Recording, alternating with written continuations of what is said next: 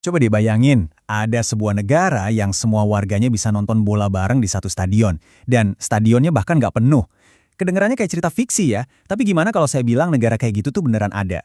Nah, hari ini kita bakal keliling dunia buat nemuin negara-negara berdaulat yang populasinya lebih kecil dari kapasitas stadion besar. Jadi, pertanyaannya simpel aja. Mungkin gak sih sebuah negara yang diakui dunia, semua penduduknya bisa muat di dalam satu stadion sepak bola modern? Yuk kita cari tahu jawabannya bareng-bareng. Percaya deh, hasilnya bakal bikin kalian kaget. Oke, coba kita lihat data ini. Di satu sisi, ada Stadion Wembley di London yang bisa nampung 90.000 orang. Gede banget kan? Nah, di sisi lain, ada populasi kota Vatikan yang cuma sekitar 800 orang. Grafik ini nunjukin dengan jelas banget betapa jauh perbandingannya. Warga Vatikan bahkan nggak akan bisa memenuhi satu blok tribun kecil sekalipun. Yuk, kita mulai dari yang paling ekstrim. Inilah dia, negara berdaulat terkecil di dunia, baik dari luas wilayah maupun jumlah penduduknya. Kota Vatikan. Iya, beneran. Kalian nggak salah lihat. Populasinya cuma sekitar 800 jiwa.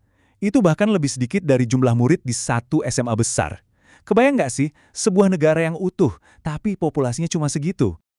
Nah, yang bikin takjub, walaupun ukurannya super kecil, pengaruh globalnya sebagai pusat gereja Katolik itu luar biasa besar.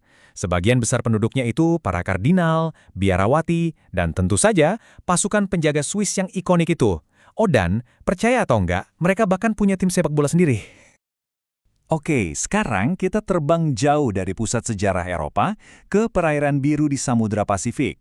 Di sini nih, kita bakal nemuin beberapa negara kepulauan yang indah banget, dengan populasi yang juga sangat-sangat kecil. Negara pertama kita di Pasifik adalah Tuvalu, dengan populasi sekitar 11.000 jiwa. Jumlah segitu masih kecil banget loh. Kalau semua warganya dikumpulin di Stadion Wembley, nggak akan penuh bahkan 1/8 bagiannya. Kisah Tuvalu ini agak campur aduk ya, antara keindahan dan ancaman. Di satu sisi, ini adalah surga tropis. Tapi di sisi lain, Tuvalu jadi salah satu negara yang paling terancam tenggelam karena naiknya permukaan air laut. Tapi, ada satu hal yang unik dan, ya, menguntungkan. Mereka punya harta karun digital, domain internet.tv yang ternyata laku keras dan jadi sumber pendapatan penting buat negara. Geser dikit dari Tuvalu, kita ketemu Nauru, dengan populasi sekitar 12.000 orang. Masih jauh lebih kecil dari kapasitas stadion-stadion olahraga besar di dunia. Nah, Nauru ini punya salah satu kisah ekonomi paling dramatis di dunia. Dulu banget, gara-gara punya cadangan fosfat yang melimpah, Nauru pernah jadi salah satu negara terkaya di dunia per kapitanya. Sekarang, mereka menghadapi tantangan ekonomi yang besar. Ini jadi pelajaran nyata tentang bahaya kalau terlalu bergantung sama satu sumber daya alam.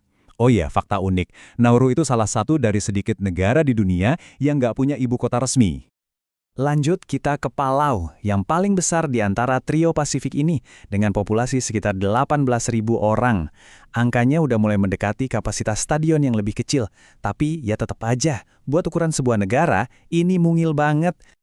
Buat kalian yang suka diving, pasti udah nggak asing lagi sama Palau. Negara ini benar-benar surga ekologis. Salah satu yang paling terkenal itu danau ubur-uburnya yang ikonik, di mana kita bisa berenang bareng ribuan ubur-ubur tanpa takut kesengat.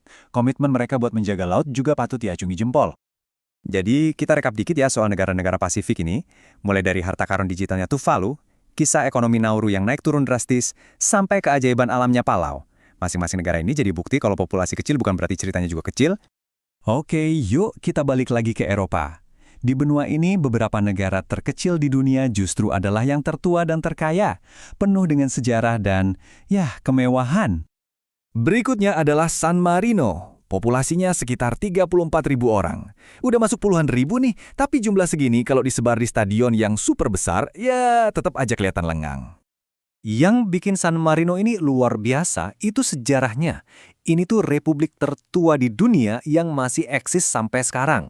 Bayangin, didirikan tahun 301 Masehi dan berhasil mempertahankan kemerdekaannya selama lebih dari 1.700 tahun. Hebat banget kan? Mengingat lokasinya itu sepenuhnya dikelilingi oleh Italia. Dengan populasi yang sedikit lebih banyak, sekitar 39.000 orang, kita sampai di Monaco. Meskipun jumlah penduduknya nggak beda jauh sama San Marino, karakternya kontras banget. Kalau ngomongin Monaco, yang kebayang pasti kemewahan. Terkenal dengan kasino yang megah, balapan Formula 1 yang seru, dan pelabuhan yang isinya kapal pesiar mewah semua. Sebagai surga pajak, negara ini jadi magnet buat orang-orang super kaya di seluruh dunia. Dan negara terakhir di daftar kita, sekaligus yang paling besar di antara yang terkecil adalah Liechtenstein, dengan populasi sekitar 40.000 orang. Letaknya nyempil di pegunungan Alpen, antara Swiss dan Austria. Liechtenstein ini negara yang ekonominya kuat banget, terkenal dengan sektor perbankannya. Fakta serunya, negara ini nggak punya bandara sendiri. Tapi yang paling gokil, kalian beneran bisa menyewa seluruh negara ini buat acara pribadi. Kebayang nggak?